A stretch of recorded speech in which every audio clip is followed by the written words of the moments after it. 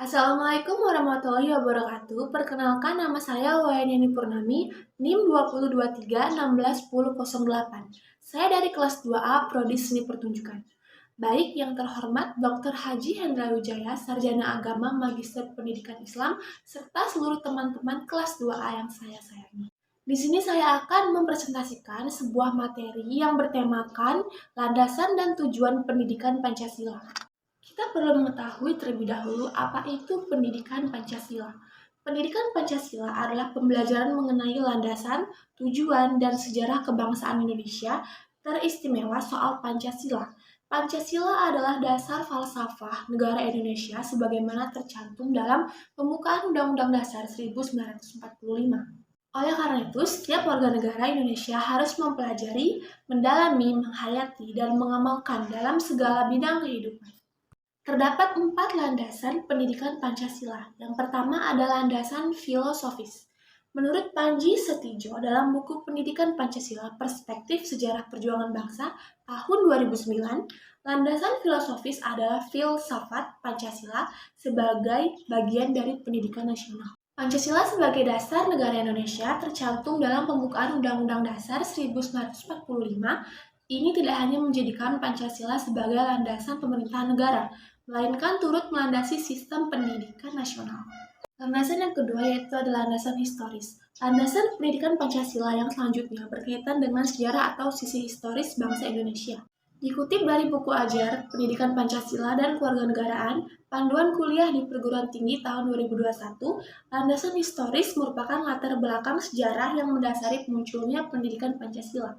Landasan ini berkaitan dengan perjuangan masyarakat Indonesia untuk memerdekakan dan memperjuangkan diri dari penjajah. Yang ketiga adalah landasan kultural. Pengembangan pendidikan Pancasila didasarkan pada nilai-nilai luhur bangsa Indonesia, sebagaimana telah disepakati dalam kehidupan nasional. Nilai luhur ini telah ada sejak berabad-abad yang lalu dan terus diwariskan hingga saat ini.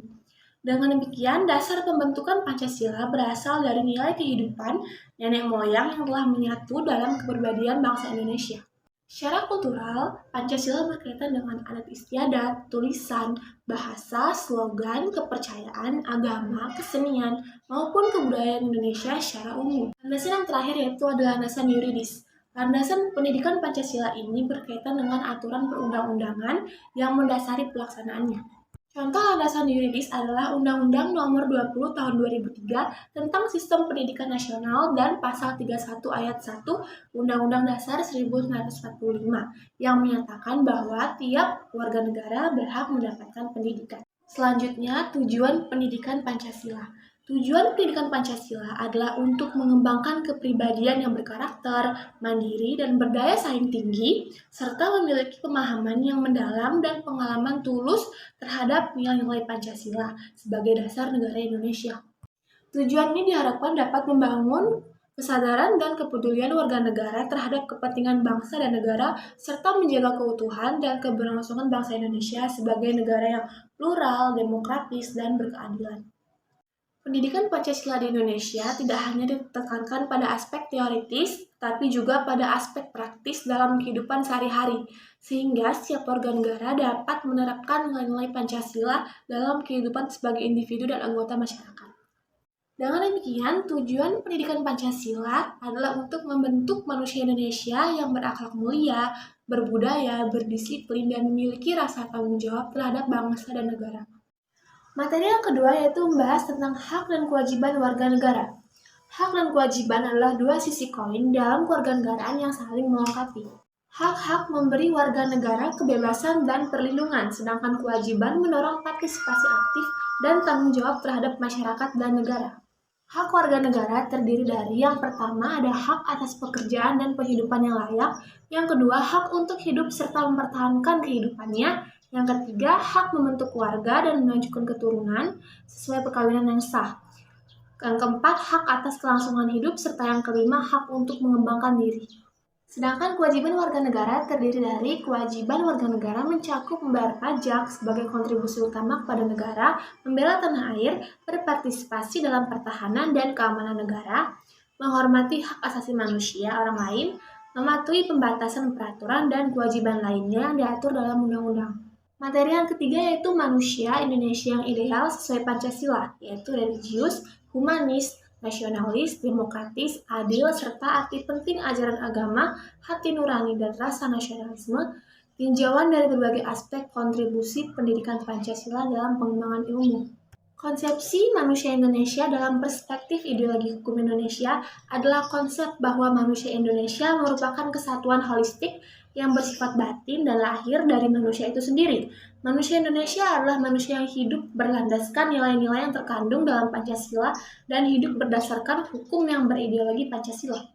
Kebenaran epistemologi manusia Indonesia adalah manusia yang bertakwa kepada Tuhan Yang Maha Esa dan berperilaku baik pada sesamanya dan alam semesta. Tujuan dari manusia Indonesia adalah untuk dapat hidup serasi dengan dirinya sendiri, dengan alam, dan dengan Tuhan Yang Maha Esa, sehingga manusia Indonesia dapat hidup dengan penuh kedamaian dan kebahagiaan. Pancasila yang bulat dan utuh itu memberi keyakinan kepada rakyat dan bangsa Indonesia bahwa kebahagiaan hidup akan tercapai apabila didasarkan atas keselarasan dan keseimbangan baik dalam hidup manusia sebagai pribadi, dalam hubungan manusia dengan masyarakat, dalam hubungan manusia dengan alam, dalam hubungan bangsa dengan bangsa-bangsa lain, dalam hubungan manusia dengan Tuhannya, maupun dalam mengejar lahiriah dan kebahagiaan rohaninya. Dengan keyakinan akan keberadaan Pancasila, maka manusia Indonesia akan ditempatkan pada keluhuran harkat dan martabatnya sebagai makhluk Tuhan dengan kesadaran untuk mengemban kodratnya sebagai makhluk pribadi dan sekaligus makhluk sosial.